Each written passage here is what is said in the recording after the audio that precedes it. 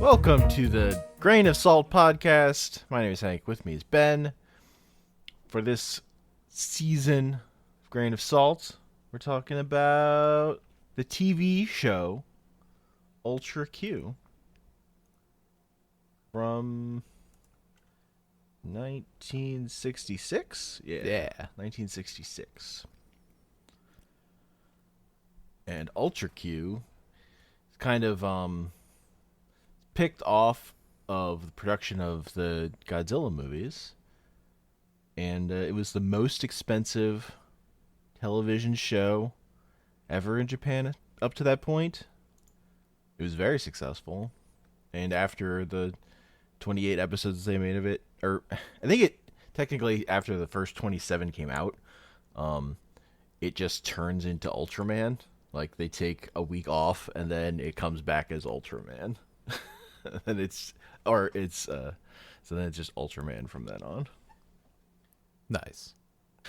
And then when it becomes Ultraman, it becomes in color. The show is in black and white and is like, it's the reason they're doing it. Like, their original idea was to do more of a Twilight Zone-y show. It's a little more horror based, but they had all this miniatures from the Godzilla production, and they're like, this shit was expensive. We need to reuse it. Yeah. So it becomes just every episode is some sort of giant thing, some kaiju nonsense. And the first episode, they're reusing a Godzilla suit. I think it's like two different Godzilla suits. Like the head is from a different Godzilla than the suit is from. But they just glued a bunch of shit to it. So he's got like scales and spikes. Hell yeah. I mean, you got it totally different, completely different, unrecognizable. It's Gomess, because he's a mess. Man, that tracks. I got off on the wrong foot with this series because I made the mistake of being like, I don't want turn A to get monotonous if I don't like like it initially, but I want to push through 15 episodes to discuss it. So I'll watch some of turn A and then I'll watch this. And I watched a bit of turn A and then I watched a bit of this and I'm like, wow, I want to go back to turn A. Look, you have to be in a different mindset. Totally enjoy two different mindsets entirely. This is entirely not good. There are no characters, even though there are recurring characters. I mean, let's just talk about the Mammoth Flower in the room. They killed a plant, Hank. That's true. Fucking in killed a episode plant. 4, broad daylight. And they insulted it. Episode 4 is, what if there were a giant flower? Okay. And the answer is, we kill it. How would you feel? We're fucking humans. How would and you we feel fucking kill those plants? if you found out people were talking about you and what they were saying about you was, that's not a normal Hank, that's a dreadful blood-sucking Hank. You wouldn't feel very good. I mean, it depends. Am I sucking blood? I don't know. Because this plant is sucking was blood sucking your natural blood state of being? The plant can't help it. It didn't ask to be born, I think. Look, I just like the one guy calls it a Dracula, and then they're like, it's not a Dracula. Come on. Don't be ridiculous. This is reality, man. So, It's like the unknown zone or whatever. Yeah. Because that was going to be like they that was did going to a little be Twilight Zone thing of like, for the next 30 minutes, or you're in for a mind will separate from your body. I mean, on principle, like the flower murder was the low point. The actual low point was episode 2 in its entirety. Oh, you don't like Don't make me giant relive. monkey? Don't make me relive. Giant monkeys are a plague upon cinema. What a bad thing to do. It's like, we have this giant ape costume. Let's put a tail on it. Now it's a monkey. God, there was one shot I had to go back. I thought it was his dick. They did like a front shot, and I hadn't seen the tail yet. And I'm like, wait a minute, is Kong hanging in this fucking film or this episode? Literally just to the ground. Oh, episode. But humans can also grow at abnormal rates sometimes. Yeah, you just eat a bunch of weird nuts. Yeah, you eat walnuts and you become giant. The soldiers eat them, and one soldier, he ate too many nuts. As if there'd be only one. If you gave a bunch of military personnel a nut that enhances a performance enhancing nut and said, don't eat too much, you'll get too big. Immediately you would have you wouldn't have an army. You'd just have a shitload of giant ape monsters. Yep. How would you hold back? I mean, first off, you gotta know, how big can I get? I do also like that this is an episode like, oh no, a giant monkey has appeared. And then one of the characters comes back from their trip and like, oh yeah, I saw this giant monkey where I was. Also saw a giant monkey. This was also the one like so I watched the colorized version, that Blu-ray thing. You know what? Whatever. 4K restoration, it looked great. I blew that shit up. It looked good. Okay.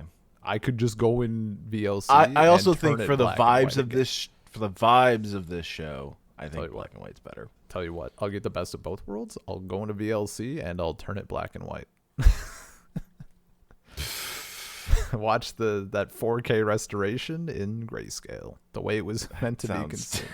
Terrible. Why is it terrible? Sorry, I like a little clarity.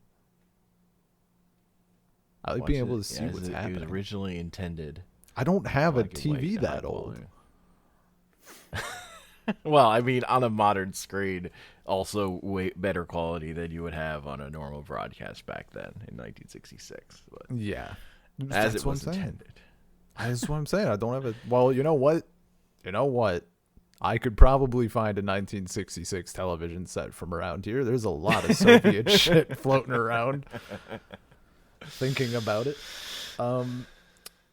This is also, episode 2 is also the one where I'd noticed like really bad ADR. Yeah, like mine was complete. At one point my audio track was like completely desynced, and the most sounds like that doesn't sound right for it to be completely desynced. Doesn't sound well, right. Not complete. I mean, like noticeably, like their mouths are moving clearly off, but not like minutes behind or anything. I mean, the most offensive part was the dude who was like trying to give the monkey milk or whatever, and for some reason they decided that the best way to put in some parts where he's like trying to get the creature's attention, just have him deep throat the mic and go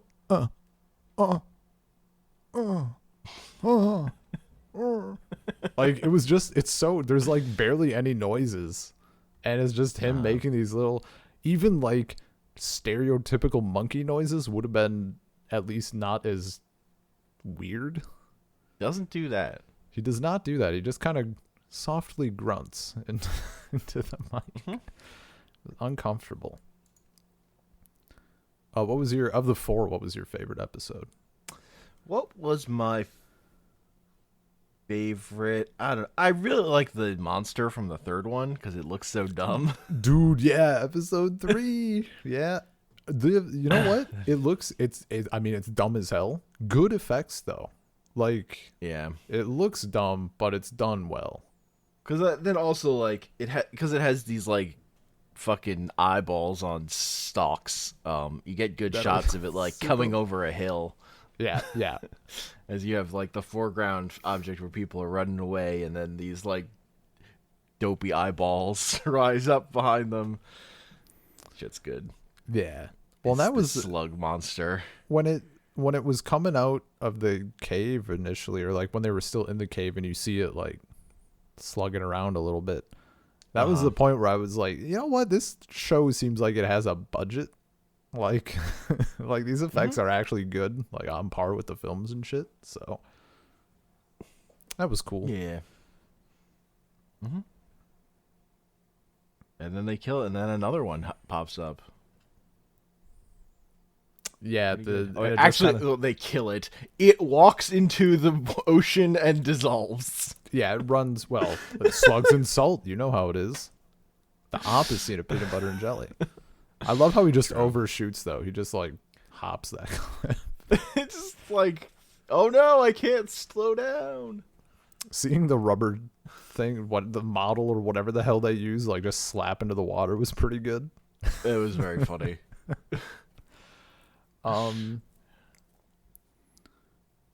Yeah, and then at the end, like, was it? I was trying to figure out when the what's her name's pendant is like growing at the end because it's clearly an egg or whatever. Were they just using like a gold balloon? Maybe, I don't know. I thought it was. It kind of seemed like it was a balloon. I mean, it didn't have color on my end, so I don't know. Oh well, a balloon. A balloon. Could have been any color. Who knows? Oh right. Hank doesn't see color. It's almost like when you shoot in black and white, you can use whatever color just to get the effect you want it to look like. I mean, you don't know. What if during the colorization, like, everybody involved was adamant it was a gold balloon, and that was the only detail they cared about? That'd be weird. The gold balloon is key to all this. Well, it was gold. Okay, so next time you see it, you could be like, "Wow, that's a gold balloon." I mean, you get to know it's gold because the guy thinks they're like gold, actual gold. Oh well, Mr. Following the plot.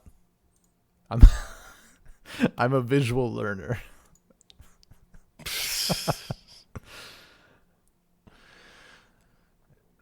The thief.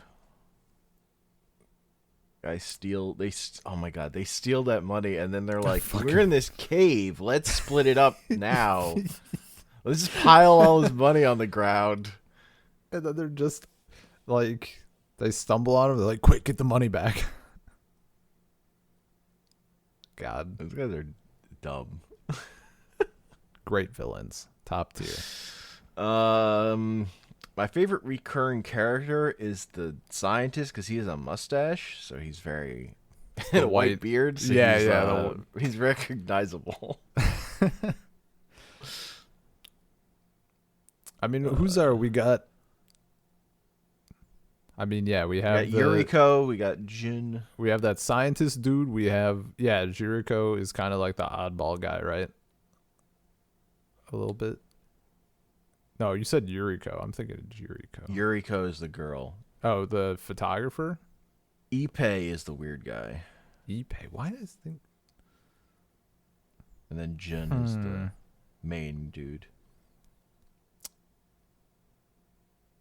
I can't remember if I mean, I swear to God, it was like Yuriko, but it was with a J instead of a Y.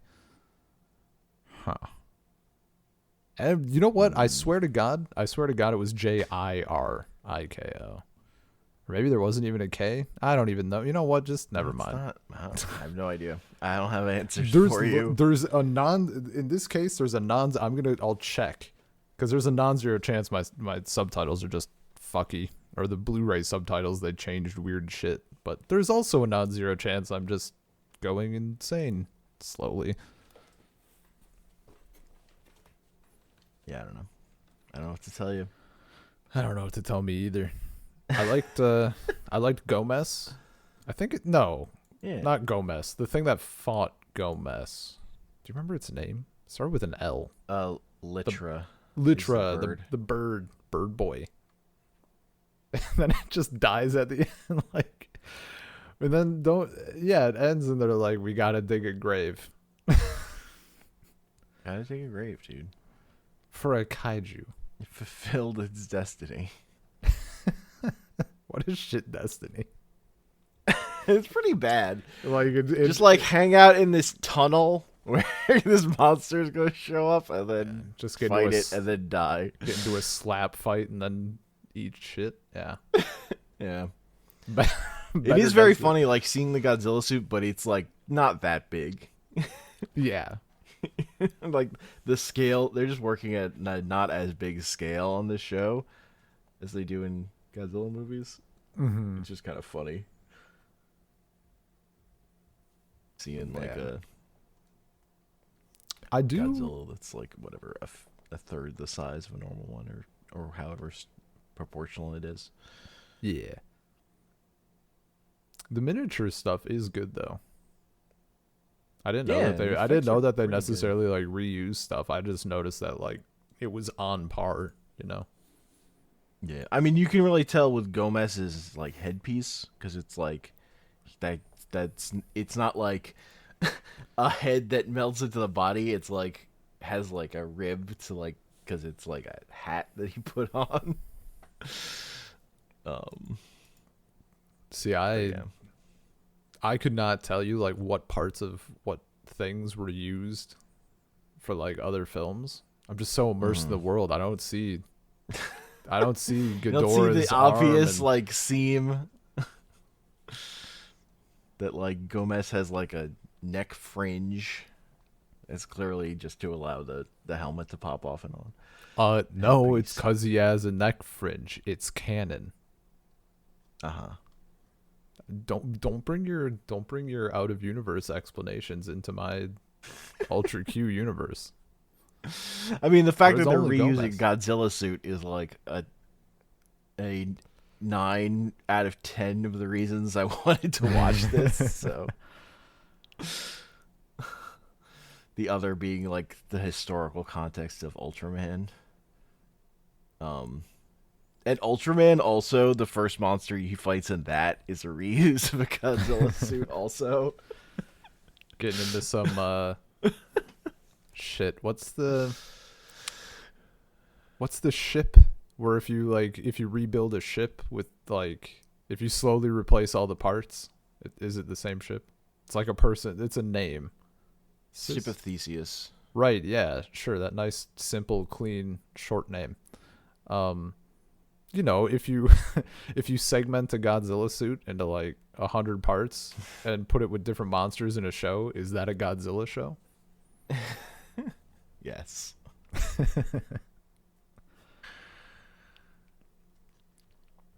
No, I'm down. I think you know, now that I got more of my fix of Turn A, like I'm recalling these episodes more fondly than maybe I was watching them at the time. Yeah. Mm-hmm. Because like Yeah. there's that same I mean, warmth. it's like the Godzilla movies. You have to Yeah. be in the proper headspace because, like, they're not well written or No, no, anything. no. They're fun because the I'm effects are like, cool. I mean, I'm looking at these upcoming episode titles. I mean, grow up, little turtle. I'm interested. I'm curious. Terror of Sweet Honey. Tell me more. I do like honey. Or just, I saw a bird. Captivating. You know I what? can't get over the fucking plant episode though, because the plot is just there's this big flower It's a big and they fucking kill it. flower. GG. Yeah. It is cool when it tears that building in half, but A lot of I tentacles. kept thinking of like, man, if this were like Sailor Moon, that flower would open up and there'd be like a sexy lady would be the stem. Oh, if only. Sexy. You open the flower, it's like a sexy plant woman. Like, Yeah. now we're That's talking. that's Sailor Moon's aesthetic. All right, we gotta. Is this like Look, a it's on the dock. Is this a hypothetical? Is there a plant No. woman in Sailor Moon? Definitely. Bump it up the dock. Or is it in the dock? Knock it up a little. Gotta get that fix. I mean, there's that's a Monster of the Week show, so you know they have lots of opportunities to do dumb shit. Yeah, yeah. I mean, this is a But I mean, monster. in the Sailor Moon movie, I think there's literally like the villain wears an evil flower on his lapel, and the stem is a sexy is a lady, an evil. That's class. That's just what Sailor Moon's about.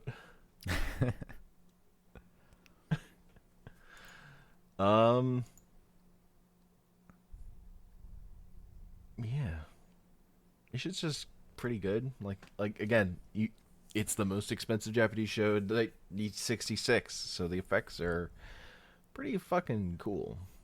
Yeah. No, Come back it's to. it's like Except like a guy in a gorilla suit with a tail is less exciting. But that. I mean, it's still constantly pouring milk all over himself. God, yeah, Like, he really none of that goes into his mouth. dude, yeah, the first Just all the first straight down his instance, like chest. those mini pressurized soda cans, and it like explodes. It shoots ropes of soda all over or pressurized milk all over his chest, and then he pretends to drink it. I'm like, yeah, okay. Jesus. And they still had. I love how it's a tiny episode, and they still had some of that like gross indigenous stuff in it. They find the way to put it in. Gotta really It's important if you're dealing with a giant primate, monkey ape, primate. prime ape, the Prime prime ape. ape. Oh, she's anything but. Like Optimus Primal. Ugh. Even less interest in Transformers than I do in Gundam.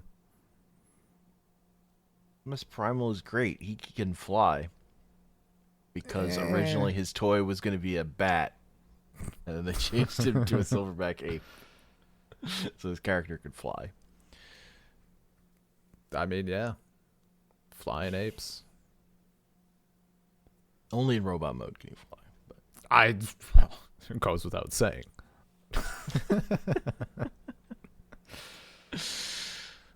No, this is it's a fun time. Yeah. Yeah. And I've learned, I've done other Ultra Q stuff since. I don't know if we'll ever cover it. They did a Ultra Q movie, and they've done 2 other like revival shows. Yeah, I saw there's like a thing in 2013 and There's like one in a thing 1990, 2004, Dark Fantasy. Yeah, Dark Fantasy. And like they're both like I think sequel seasons or whatever. Interesting. I read when I was reading about it, it said Dark Fantasy was like a reboot, but I watched like half the first episode, and that was definitely a sequel to an Ultra Q episode. Gotcha. It was like literally just referencing like, yeah, this monster he shut up before. I'm like, okay. I thought this was a reboot. This is not a reboot. This is a sequel. Wiki's lied to me. The worst. I would say having watched those 2 episodes, the 2004 one seems goofier and uses like more CG effects than it seemed like the 2013 one was using. Weirdly, Okay. I like the maybe 2013 they just one more. got back to their roots a little or something. Yeah. Also, what? Being lied to about media and stuff? You mean wikis are untrustworthy. You mean They're just full of lies. You mean the original run of Astro Boy wasn't drawn like this?